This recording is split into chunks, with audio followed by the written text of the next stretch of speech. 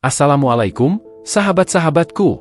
Selamat datang di channel Mutiara Ilmu, tempat kita menjelajahi kisah-kisah inspiratif dari dunia Islam. Kisah yang akan kita bahas hari ini bukan hanya tentang kesulitan, tetapi juga tentang harapan, keberanian, dan pelajaran hidup yang bisa kita ambil.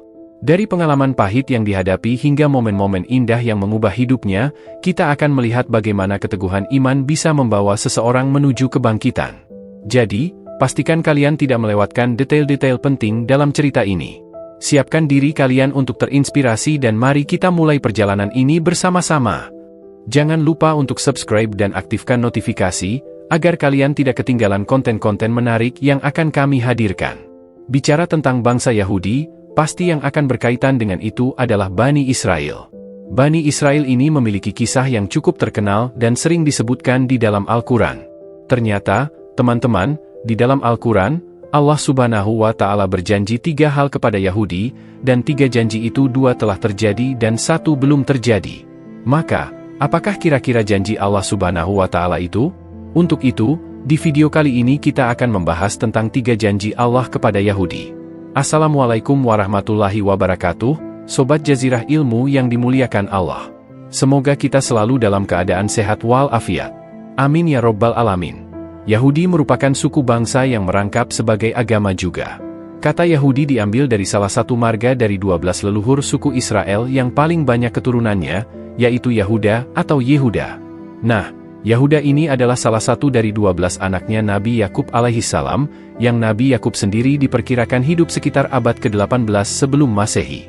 Nabi Yakub ini memiliki nama lain, yaitu Israel. Kata Israel sendiri terdiri dari 2 kata, Isra yang artinya hamba, dan Il yang artinya Tuhan. Jadi, arti Israel adalah hamba Tuhan. Sebenarnya itu nama yang begitu bagus, ya teman-teman. Tapi, tidak seperti orang-orangnya yang melakukan pembantaian di tanah Palestina. Kemudian, karena saking sayangnya Allah Subhanahu wa Ta'ala kepada mereka, ada banyak sekali nabi yang diutus kepada kaum ini, melebihi jumlah nabi yang diutus di tempat lain. Dan karena memang terkenal akan kesombongan dan keras kepalanya, banyak dari nabi-nabi itu didustakan. Mereka bahkan ada beberapa nabi yang mereka bunuh dengan sengaja. Apakah setiap datang kepadamu seorang rasul membawa sesuatu pelajaran yang tidak sesuai dengan keinginan kalian, lalu kalian bersikap sombong? Kemudian, beberapa orang di antara nabi itu kalian dustakan, dan beberapa nabi yang lain kalian bunuh. Al-Quran Surat Al-Baqarah ayat ke-87. Mereka dikatakan membunuh Isa, Zakaria, Yahya, dan nabi-nabi lainnya, padahal mereka tahu itu tidak dibenarkan. Allah Subhanahu wa Ta'ala juga menyebutkan bahwa orang-orang Yahudi itu telah berupaya untuk membunuh Isa, tapi tidak berhasil. Bangsa Yahudi memang terkenal sebagai bangsa yang sering meremehkan bangsa lain. Mereka selalu menganggap bahwa bangsa merekalah yang terbaik dan paling istimewa yang ada di bumi. Kelakuan bangsa Yahudi ini ternyata bukan sekadar kebetulan, sebab Al-Quran telah menjelaskan tindak tanduk bangsa Yahudi.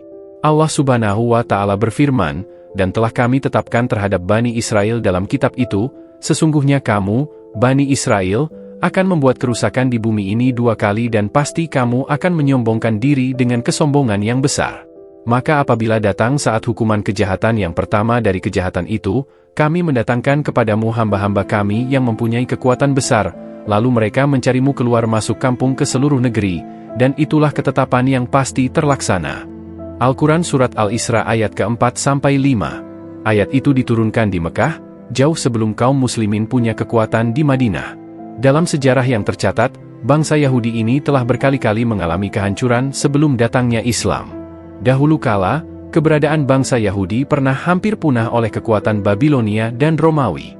Ketika itu, Yahudi ditaklukkan oleh Babilonia yang dipimpin oleh Raja Nebukadnezar. Itu terjadi sekitar abad ke-5 sebelum Masehi. Sedangkan penaklukan bangsa Romawi kepada bangsa Yahudi terjadi antara 66-135 Masehi. Allah Subhanahu wa Ta'ala berfirman, Dialah yang mengeluarkan orang-orang kafir di antara ahli kitab dari kampung-kampung mereka. Pada saat pengusiran pertama, kamu tidak menyangka bahwa mereka akan keluar, dan mereka pun yakin bahwa benteng-benteng mereka dapat mempertahankan mereka dari siksa Allah. Maka Allah mendatangkan kepada mereka hukuman dari arah yang tidak mereka sangka-sangka, dan Allah melemparkan ketakutan dalam hati mereka. Mereka memusnahkan rumah-rumah mereka dengan tangan mereka sendiri dan tangan orang-orang mukmin. Maka ambillah kejadian itu untuk menjadi pelajaran, hai orang-orang yang mempunyai pandangan. Al-Quran Surat Al-Hasyr ayat kedua.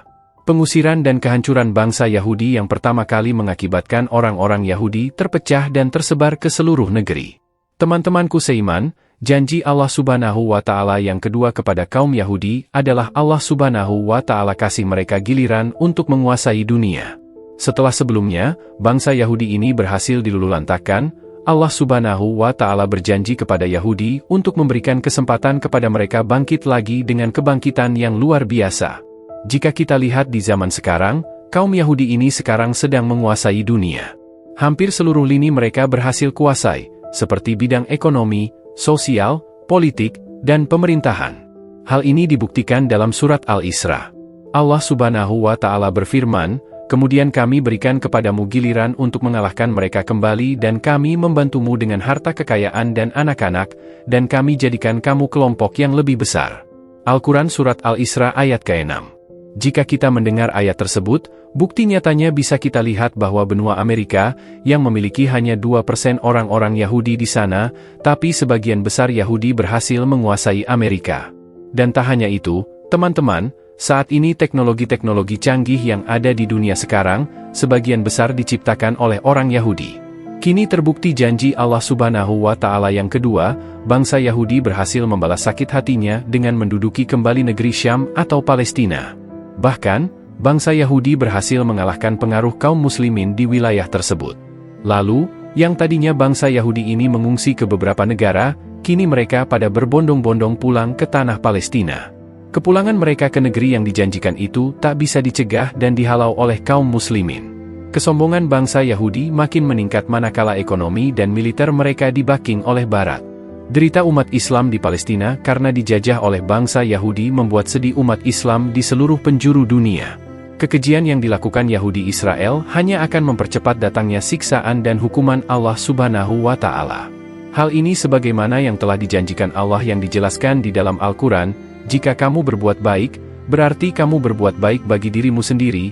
Jika kamu berbuat jahat, maka kejahatan itu bagi dirimu sendiri. Dan apabila datang saat hukuman bagi kejahatan yang kedua, kami datangkan orang-orang lain untuk menyeramkan muka-muka kamu, dan mereka masuk ke dalam masjid sebagaimana musuh-musuhmu memasuki pada kali pertama dan untuk membinasakan sehabis-habisnya apa saja yang mereka kuasai." Al-Quran Surat Al-Isra ayat ke-7. Dari ayat itu, teman-teman, Allah Subhanahu wa Ta'ala akan memastikan suatu hari nanti bangsa Yahudi akan dimusnahkan dari muka bumi. Kaum muslimin pun akan kembali menguasai Masjidil Aqsa yang sekarang sedang berusaha dihancurkan oleh Yahudi di Palestina.